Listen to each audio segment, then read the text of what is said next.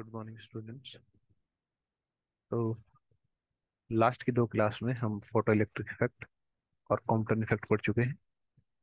आज जो हम टॉपिक पढ़ेंगे वो थर्ड टॉपिक है, जो कि है पेयर प्रोडक्शन एंड पेयर एनहीलेशन। ठीक है, पेयर प्रोडक्शन एंड पेयर एनहीलेशन। ठीक है, जब हम पेयर प्रोडक्शन की बात करते हैं, ठीक है, ये दोनों ही इसमें से ये है जो तुम्हारा वो है पेयर प्रोडक्शन में एनर्जी कन्वर्ट्स इनटू मैटर। देखो क्या होता है पेयर प्रोडक्शन में, एक कोई गामा रे है,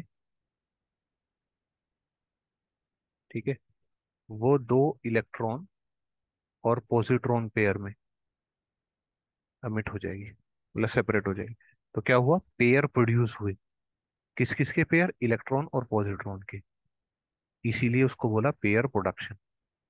पेयर मतलब इलेक्ट्रॉन और पॉजिट्रॉन का पेयर, और प्रोडक्शन मतलब प्रोड्यूस हुए।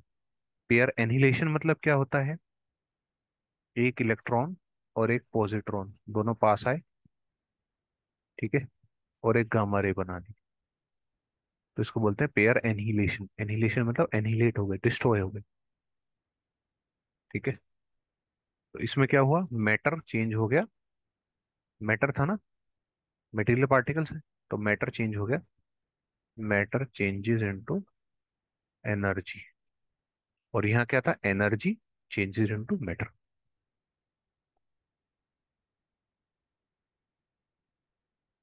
ठीक है, तो पेयर प्रोडक्शन में जैसे ज्यादा कुछ आता नहीं है। ठीक है, तो पेयर प्रोडक्शन में अगर तुम्हें लिखना है तो लिख लो।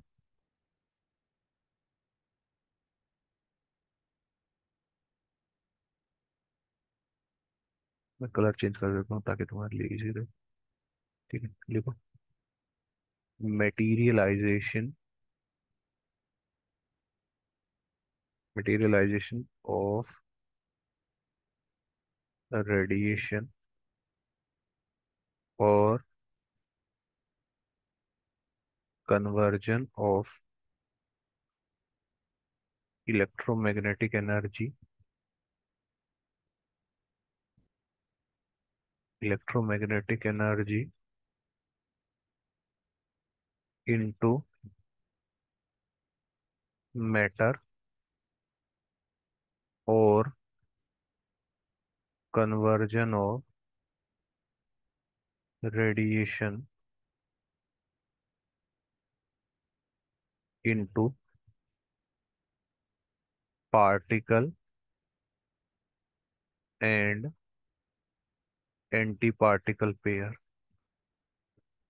Anti particle pair. क्लियर है। तो पेयर प्रोडक्शन और पेयर एनिहिलेशन में ये होता है। ठीक है, अब और भी लिख लो अगर और कुछ लिखना है तो ठीक है, लिख लो इंट्रैक्शन ऑफ,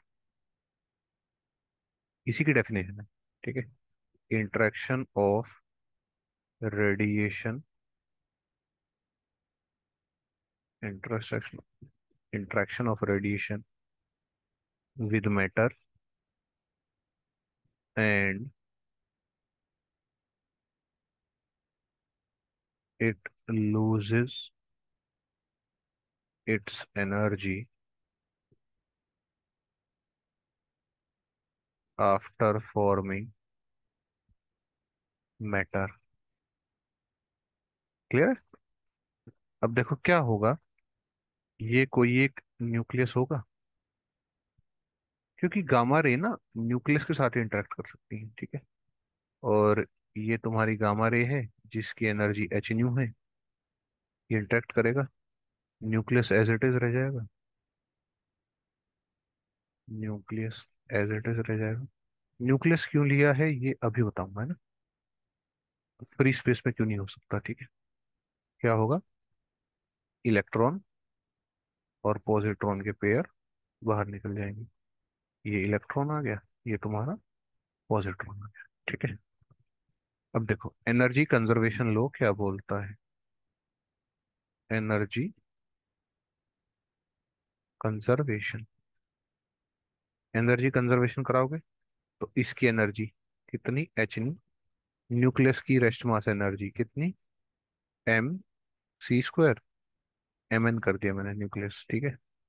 अब इधर न्यूक्लियस की काइनेटिक एनर्जी भी हो सकती है, रेस्ट मास एनर्जी, तो टोटल एनर्जी लिख रहा हूँ ई, किसकी, न्यूक्लियस की, एन से डिनोट कर रहे हैं, प्लस एनर्जी इलेक्ट्रॉन की प्लस एनर्जी पॉजिट्रॉन की। क्लियर।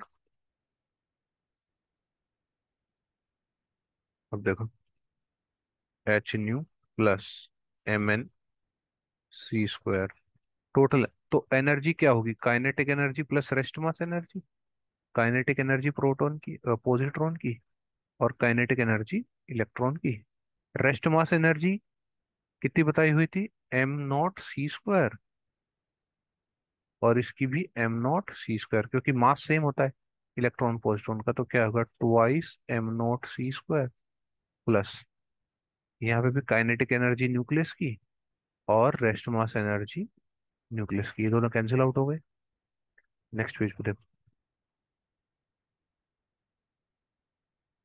तो कितना आ गया, h nu is equal to kinetic energy of electron, kinetic energy of proton, kinetic energy of nucleus plus twice two times kinetic energy of rest mass energy of electrons. अब देखो, अगर तुम्हारा जो इलेक्ट्रॉन पॉजिट्रॉन पेयर है उसको form करने के लिए मिनिमम एनर्जी कितनी चाहिए। अगर मैं मान लेता हूं कि काइनेटिक एनर्जी जीरो है, इलेक्ट्रॉन की, पॉजिट्रॉन की और न्यूक्लियस की, मतलब न्यूक्लियस भी रेस्ट में ही रहा और वो फॉर्म होते ही, मतलब 1 मीटर भी नहीं चल पाए, 1 मीटर छोड़ो, 1 नैनोमीटर भी नहीं चल पाए, मतलब उनकी काइनेटिक एनर्जी है ही नहीं। तो उस केस में क्या हो जाएगा, h nu is equal to twice m not c square, और m not c square rest mass energy electron की कितनी होती है, 0.511 मिलियन इलेक्ट्रॉन वोल्ट। तो ट्वाइस में कितना हो जाएगा, तो एच न्यू एनर्जी कितनी होनी चाहिए, 1.102, है ना, कितनी तो होगी,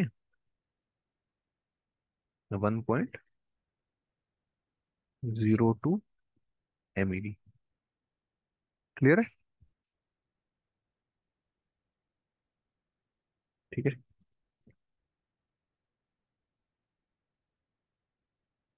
अब देखो, अगर लीनियर मोमेंटम कंजर्व कराऊं, करंट एनर्जी हो गई।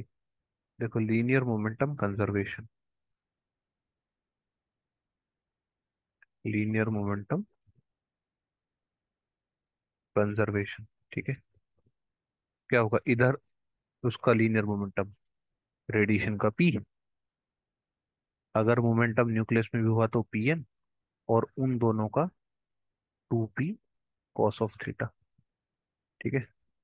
थीटा मैं मान रहा हूँ कि एंगल, ठीक है, ये दोनों का एंगल सेम सेम ट्रीट करके चलूंगा। ठीक है। अब देखो क्या है,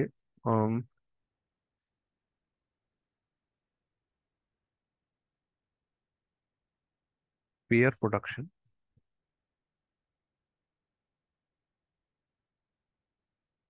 पेयर प्रोडक्शन, ये बहुत जरूरी बात है। Pair production is not possible, is not possible in free space because, ठीक है, बिकॉज फ्री स्पेस या वैक्यूम, ठीक है, दोनों का मतलब एक ही होता है। वैक्यूम बोले, फ्री स्पेस बोले, because total energy and linear momentum, linear momentum are not conserve simultaneously. ये कैसे हो रहा है? ठीक है, वो मैं तुमको बताता हूँ। देखो, अब ये कैसे होता है इसका एक्सप्लेनेशन देख लो। अब हम वैक्यूम में मान के चलते हैं। ठीक है, क्या हुआ, एक रेडिएशन थी एच न्यू की, और वो स्प्लिट हो गई इलेक्ट्रॉन और पॉजिट्रॉन में। ठीक है, तो अब हम एनर्जी कंजर्वेशन अगर कराएं,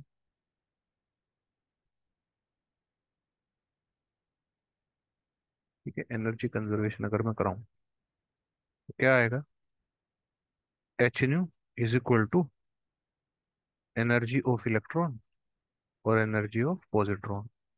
तो h nu is equal to, ये क्या होगा, gamma m not c square plus gamma m not c square. तो एच न्यू आएगा मेरा twice gamma m not c square. Clear? ये इसको यहीं पे रखो। अब कराओ तुम लीनियर मोमेंटम कंजर्व। ठीक है, लीनियर मोमेंटम कंजर्वेशन। ठीक है, लीनियर मोमेंटम कितना है, पी, जो कि कितना है, एच न्यू बाय सी।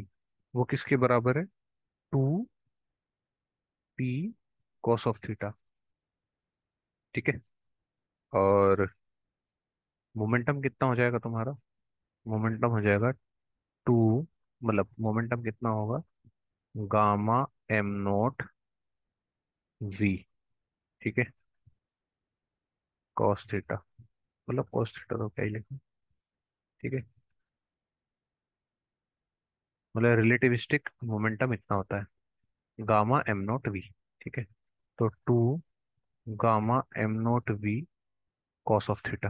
ठीक है, तो h nu by c is equal to 2 gamma m note v cos of theta. याद रखो, देखो कोस थीटा की मैक्सिमम वैल्यू कितनी होती है, 1।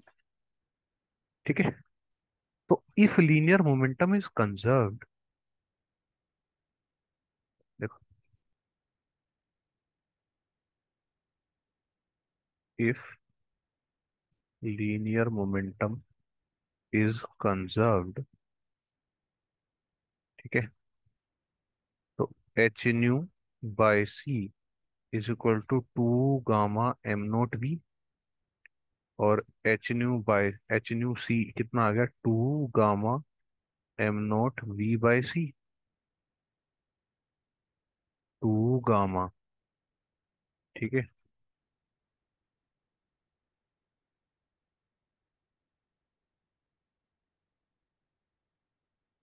एम नोट, अच्छा सी ऊपर मल्टीप्लाई में आएगा ना, डिवाइड में थोड़ा ही है। डिवाइड में गलत लिख दिया, मल्टीप्लाई में आएगा। ठीक है, अब क्या करो, सी से डिवाइड और मल्टीप्लाई करो। सी से डिवाइड और मल्टीप्लाई, तो डिवाइड करा तो सी आ गया, और मल्टीप्लाई करा तो सी का सी स्क्वायर हो गया। ठीक है, तो 2 gamma m not c square c by v, या वी बाय सी। ठीक है,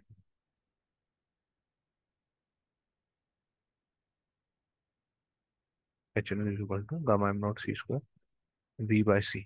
अब देखो, तुमको ये पता है कि वी बाय सी जो है, वी बाय सी जो है वो हमेशा लेस देन होगा 1 से। तो अगर ये क्वांटिटी लेस देन है 1 से, तो एच न्यू भी लेस देन होगा 2 m not 2 gamma m not c square से। तो एनर्जी, ये देखो, 2 gamma m not c square is equal to, यहाँ एनर्जी कंजर्वेशन में इज इक्वल टू बता रहा है, लेकिन यहाँ इज इक्वल टू नहीं आ रहा, लेस देन आ रहा, तो एनर्जी इज नॉट कंजर्व्ड। तो अगर लीनियर मोमेंटम कंजर्व है तो एनर्जी कंजर्व नहीं है। अब energy, if energy is conserve देख लेते हैं। ठीक है, if energy is conserved, if energy is conserve. अगर तुम्हारी एनर्जी कंजर्व होगी तो क्या होगा तुम्हारे पास? देखो, तुम्हारे पास होगा h nu is equal to 2 gamma m0 c square. यही तो है एनर्जी कंजर्वेशन की रिलेशन। देखो, h nu is equal to 2 gamma m0 c square, यहाँ से ये रहा। H nu is equal to 2 gamma m0 c square. अब क्या करो, एच न्यू को सी से डिवाइड करो। तो 2 गामा m0।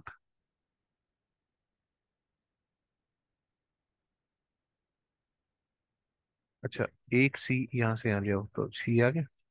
ठीक है, अब क्या करो, h nu by c is equal to 2 gamma m0 c। V से डिवाइड करो, वी से मल्टीप्लाई करो, तो m0 c। तो ये आ गया तुम्हारा 2 gamma m0 v c/v। H nu by c क्या है? मोमेंटम। तो P is equal to 2 gamma m0 v c/v। और c/v जो है वो हमेशा बड़ा होगा 1 से। तो मोमेंटम जो है वो ग्रेटर देन है 2 गामा m0 v से। और लीनियर मोमेंटम हमने क्या दिखाया था? P is equal to 2 gamma m0 v। अगर एनर्जी कंजर्व्ड है तो linear momentum is not conserved. तो हो गया ना, साइमल्टेनियसली कंजर्व नहीं हो रहा ना। ठीक है, जब एनर्जी कंजर्व है तब मोमेंटम कंजर्व नहीं है। जब मोमेंटम कंजर्व है, ठीक है देखो, जब मोमेंटम कंजर्व है तब एनर्जी कंजर्व नहीं है, और जब एनर्जी कंजर्व है मोमेंटम कंजर्व नहीं है।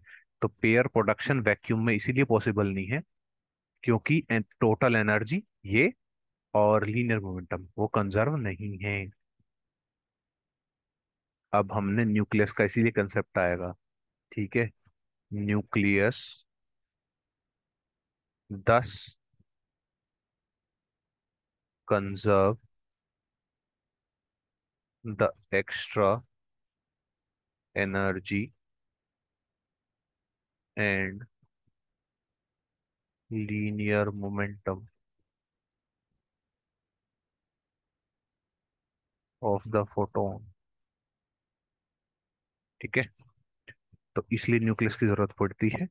और वैक्यूम में पॉसिबल नहीं होता, अगर न्यूक्लियस आ जाएगा तो पॉसिबल हो जाएगा पेयर प्रोडक्शन। ठीक है, और पेयर एनिलेशन क्या होगा? पेयर एनिलेशन तुमको बता ही दिया था। पेयर एनिहिलेशन, ठीक है, conversion of mass into energy. लिख लेना, in pair annihilation, in pair annihilation there must be two photons produced.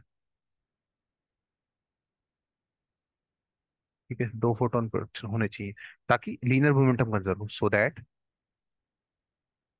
ठीक है, so that linear momentum is conserved. ठीक है, तो हमने क्या क्या पढ़ लिया? यहाँ तुम्हारा पेयर प्रोडक्शन और पेयर एनिहिलेशन खत्म हो जाता है। रही जहां तक क्वेश्चंस की बात रही है, तो मैं तुमको लास्ट लेक्चर में बोला था अगर तुमको क्वेश्चन चाहिए तो मुझे बता देना, मैं क्वेश्चन पे एक दूसरी वीडियो बना दूंगा। क्योंकि एक ही वीडियो में क्वेश्चंस भी आ जाते हैं तो वीडियो बहुत लंबी हो जाती है और फिर बच्चों को देखने में प्रॉब्लम होती है। ठीक है, मेरे पास मैसेज आए थे तो बच्चे बोल रहे थे कि थोड़ी छोटी छोटी वीडियो बनाओ, तो इसी वजह से मैं छोटी वीडियो बना रहा हूँ। और जितना हो सकता है, देखो अगर एक टॉपिक को खत्म करने में 1 घंटा लग रहा है तो उसकी तो छोटी वीडियो क्या ही बनाऊंगा, क्योंकि 2 वीडियो बनाऊंगा तो कंसेप्ट अच्छे से क्लियर नहीं करा पाऊंगा। तो इसलिए एक वीडियो बनाता हूँ, वो लंबी हो जाती है। लेकिन हाँ, अगर छोटा है तो जबरदस्ती का बड़ा नहीं करना, इसमें मैं क्वेश्चन भी डाल दूं और वीडियो अननेसेसरी लंबी हो जाए। तो अगर क्वेश्चन चाहिए तो मुझे बता देना, मैं क्वेश्चंस की वीडियो एक और सेपरेट बना के डाल दूंगा। ठीक है, और तो हमने फोटो इलेक्ट्रिक इफेक्ट पढ़ लिया, कॉम्पटन इफेक्ट पढ़ लिया, पेयर प्रोडक्शन पढ़ लिया। अच्छा, बीएससी वाले बच्चे भी थे कुछ, तो उनके लिए मैं black body radiation, Planck's law, Wien's law, और वीन्स डिस्प्लेसमेंट और डिस्ट्रीब्यूशन दोनों, और रिले जीन्स लॉ, इनकी वीडियो बना के डाल दूंगा। ठीक है।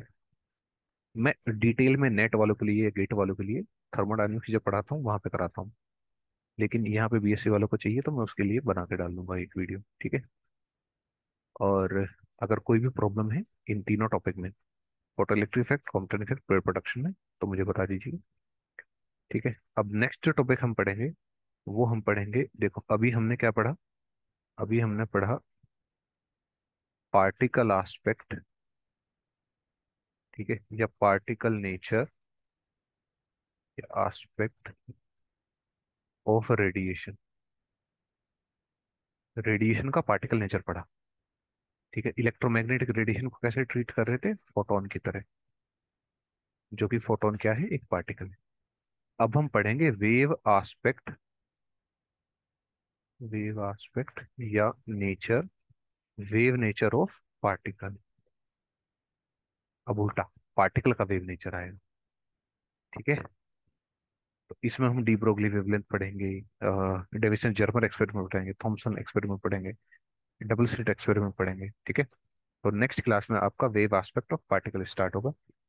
कोई भी डाउट हो तो feel free to ask me. ठीक है। And okay, thank you.